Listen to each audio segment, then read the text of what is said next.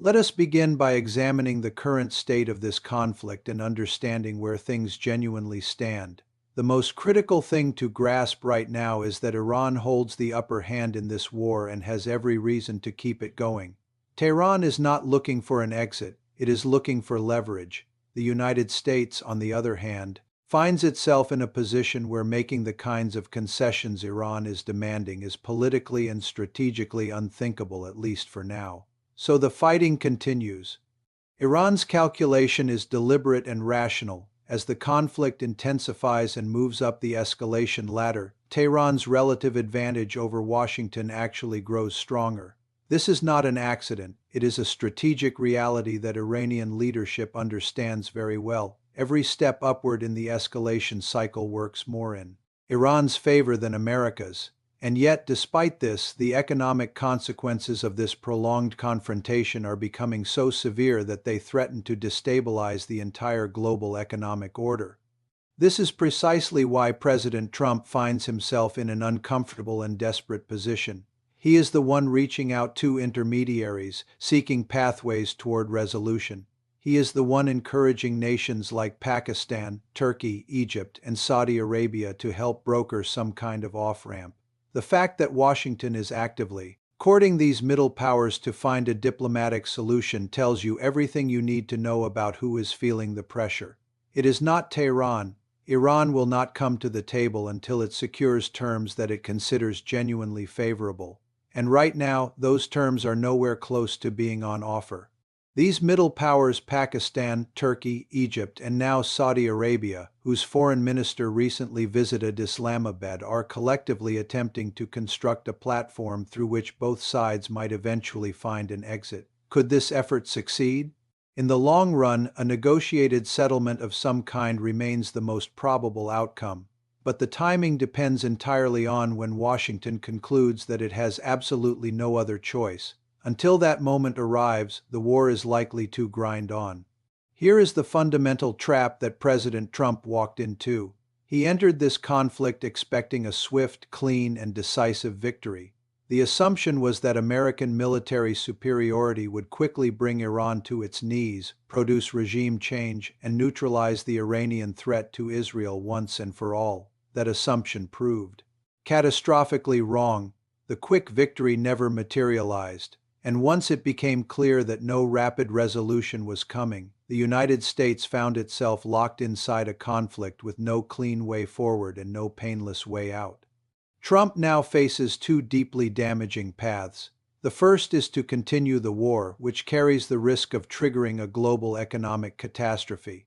The second is to negotiate a settlement on Iranian terms, which would devastate him politically. Neither path leads anywhere good. And that reality, more than anything else, illustrates the scale of the strategic miscalculation that brought America into this conflict in the first place.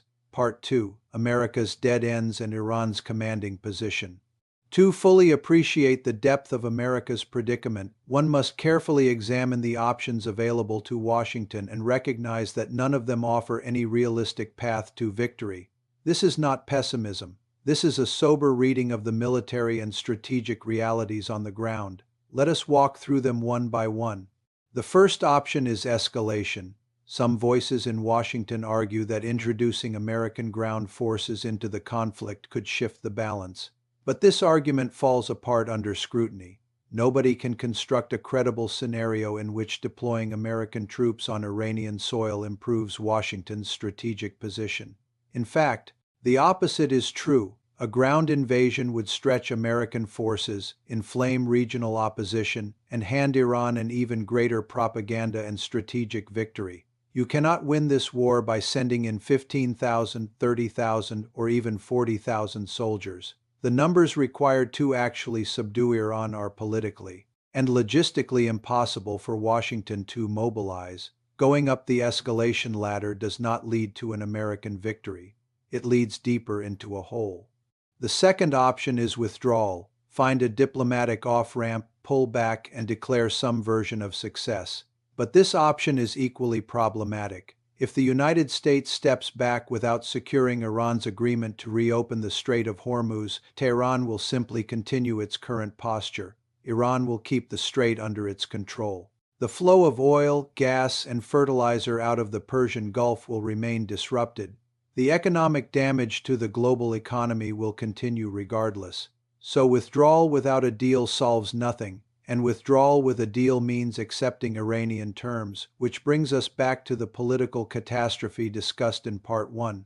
What makes Iran's position so commanding is not just its military strategy but the physical and economic leverage the Strait of Hormuz provides. Roughly a third of the world's seaborne oil passes through that narrow waterway.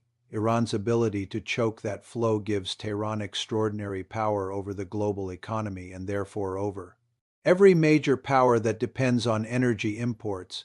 Now compound that with reports that Houthi forces in Yemen are threatening to shut down oil and fertilizer shipments through the Red Sea as well. If both choke points are simultaneously compromised, the consequences for the international economy would be catastrophic. We are talking about the genuine possibility of a worldwide recession or even a full-scale global depression.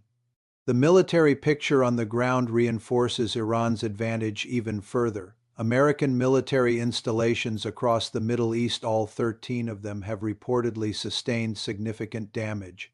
Iranian strikes have reached Gulf Arab states, causing widespread disruption, and Israel, which entered this conflict as one of the region's most formidable military powers, is now struggling to cope with the volume and precision of Iranian ballistic missile attacks. According to credible Israeli reporting, the interception rate has collapsed to the point where the vast majority of incoming Iranian missiles are successfully reaching their targets. Israel has essentially exhausted its interceptor stockpiles. What this picture reveals is that Iran has successfully converted its geographic position, its missile arsenal, its proxy network, and its control over critical maritime choke points into an integrated system of strategic leverage that the United States and Israel have found no effective answer to. The war has exposed the limits of American air power and Israeli missile defense in ways that will reshape military calculations across the entire region for years to come. Iran, in short, holds almost every significant card in this conflict. It controls the economic pressure points. It has demonstrated the ability to inflict real damage on its adversaries, and it has the political will to absorb punishment and keep fighting. America, by contrast, is caught between two outcomes that both spell defeat. If it escalates, it loses militarily. If it retreats, it loses politically. And with each passing week that the Strait of Hormuz remains closed and global energy markets remain under pressure, the economic clock ticks louder. President Trump understands this. That is why he is desperately seeking mediators. That is why Pakistan, Turkey, and others are suddenly so central to American diplomatic efforts. Iran has already secured the most important victories of this war. Whether those victories are formally acknowledged in a peace agreement or not, the strategic landscape has been permanently altered in Tehran's favor.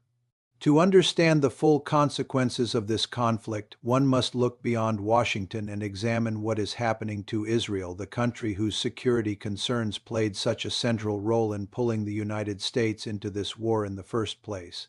The picture that emerges is one of a nation under severe strain, facing military, political, and strategic challenges that will define its position in the Middle East for decades to come.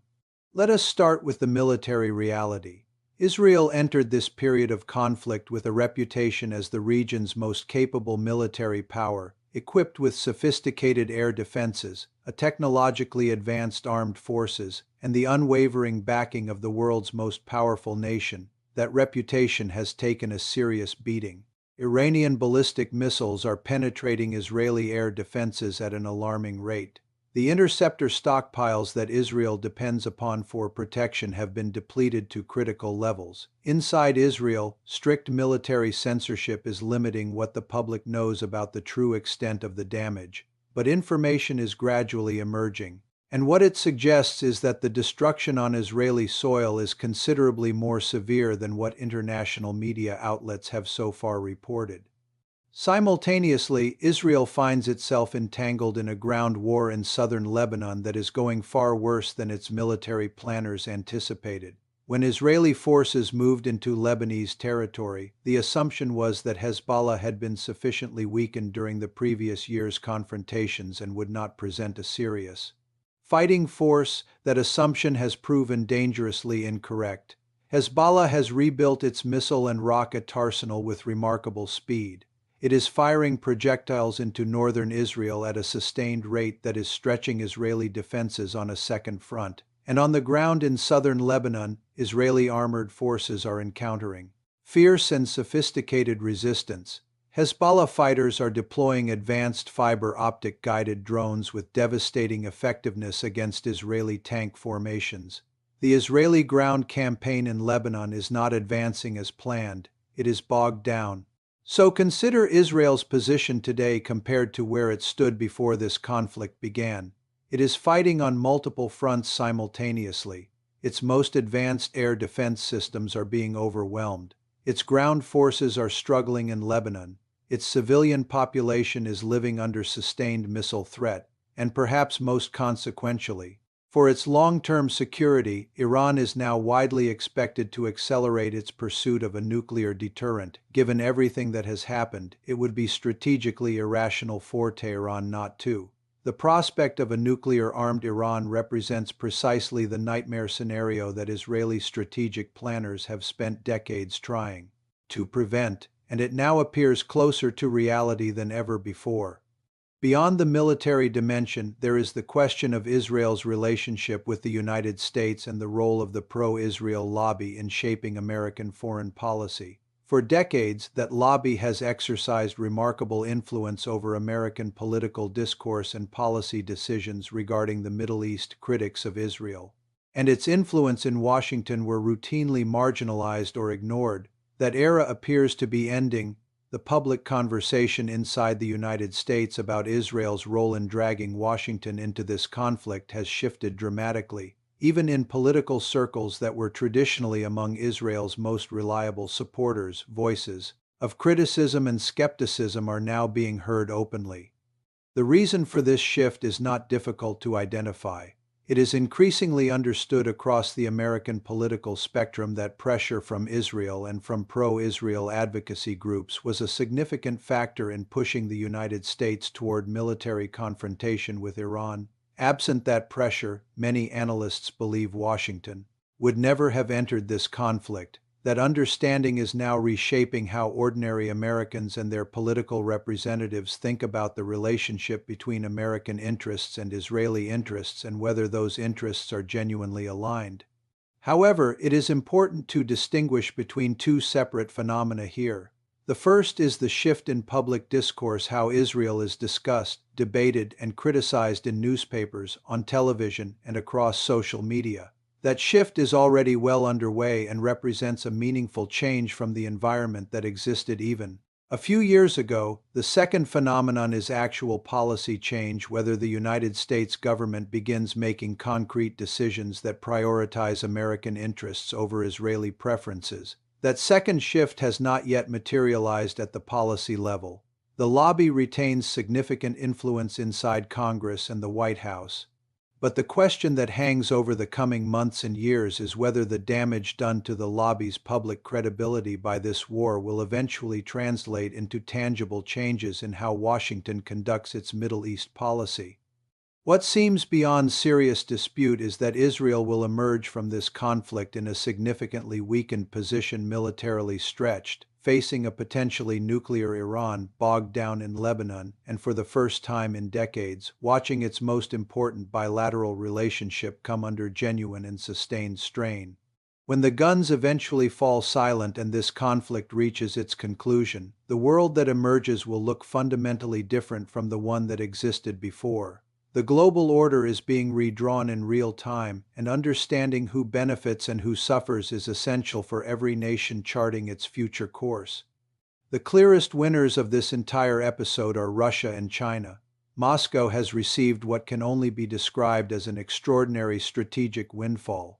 Sanctions on Russian oil have been quietly lifted because the world desperately needs every available barrel of crude to compensate for Persian Gulf disruptions. Russian energy revenues are recovering.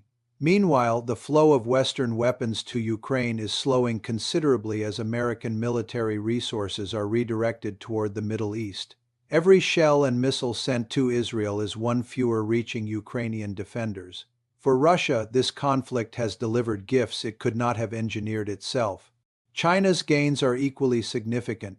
Washington had spent years carefully building a strategic pivot toward Asia specifically designed to contain Chinese influence. That pivot has now been reversed.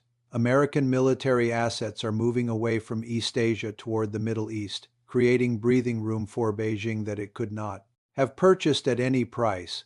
American allies in South Korea and Japan are watching nervously, quietly questioning whether Washington can be relied upon when it matters most. China, meanwhile, is positioning itself as a responsible and stable power in the Middle East, deepening economic and diplomatic ties across the region while America's reputation deteriorates. The Gulf states find themselves wounded and increasingly uncertain about their future alignment, having been dragged into a confrontation with Iran that has left their infrastructure damaged and their economies disrupted. These nations are reassessing their dependence on American security guarantees. Saudi Arabia, in particular, had already begun quietly distancing itself from Washington before this conflict started. That distancing will only accelerate now. Within this dramatically shifting landscape, Pakistan occupies a genuinely unique and promising position. It maintains deep and historically rooted ties with China. It has cultivated a constructive relationship with Russia. It has demonstrated meaningful diplomatic relevance by serving as a key mediation channel during this crisis. Its defense relationship with Saudi Arabia remains solid, and its recent military confrontation with India, in which Pakistan performed with considerable effectiveness, has elevated its regional standing considerably. Pakistan's diplomatic footprint has expanded meaningfully at precisely the moment when the broader regional order is being renegotiated. While India remains largely absent from these central conversations, Pakistan is actively present, engaged, and increasingly respected as a serious middle power capable of bridging divides. The central challenge Pakistan must navigate carefully is the intensifying competition between the United States and China. As Washington eventually refocuses on containing Chinese influence following its Middle Eastern misadventure, it will inevitably draw closer to India as its preferred regional partner. Pakistan's deep alignment with Beijing will complicate its relationship with Washington. Managing that tension intelligently, without sacrificing its Chinese partnership or permanently alienating America, will define Pakistani foreign policy for the foreseeable future. The post-conflict Middle East will be more multipolar, more dangerous, and more contested than before. But for Pakistan, the opportunities within that disorder are real and significant.